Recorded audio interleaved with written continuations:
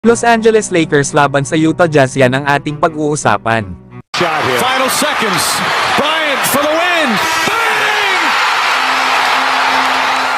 Grabe naman ang Los Angeles Lakers kahit nawala si LeBron James. Nagawa pa rin nilang mag-dominate sa naging laban nila kontra sa Utah Jazz. Nakuha nga ng Lakers ang panalo sa score na 138-122. Halimaw nga mga idol ang ipinakita ni Anthony Davis, na gumawa nga ito ng double-double 39 points na may 15 rebounds. At Rui Hachimura na meron namang career high ngayong season na 36 points. Muntik namang mag-triple-double itong si D'Angelo Russell na merong 11 points, 9 rebounds at 16 assists. Habang Austin Reeves meron namang 20 points at Spencer Dinwiddie na merong 10 points at 4 assists. Patunay nga lang ito na maganda na talaga ang chemistry ng Lakers. Na nakagawa lang naman sila kanina ng 31 assists at may 14 out of 31 shooting naman beyond arc. Marami ding free throws ang nagawa ang Lakers na meron silang 20 out of 24.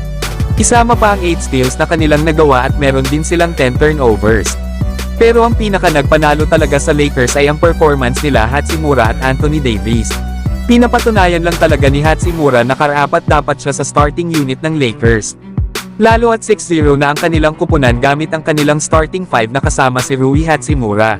Samantalang pinapatunayan naman ni Anthony Davis na pang all-star level talaga ang kanyang ipinapakitang performance sa ngayon. Isa pa ay hindi niya binigo ang mga Lakers fans na pangunahan ang kanilang kupunan habang wala si LeBron James.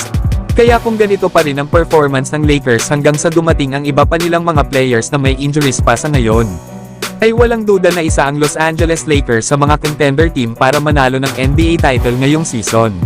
Nasa ngayon ay nasa pang 9 seed pa rin ang Lakers sa West na may record na 30 wins at 26 losses. Sunod na nga na laro ng Lakers ay pagkatapos ng All-Star break. Kaya mahaba-habang pahinga ito para sa Lakers. Pero kayo mga idol, ano ang masasabi nyo dito? So hanggang dito na lang tayo mga idol. At huwag nyo naman kalimutan mag-subscribe bilang pagsuporta.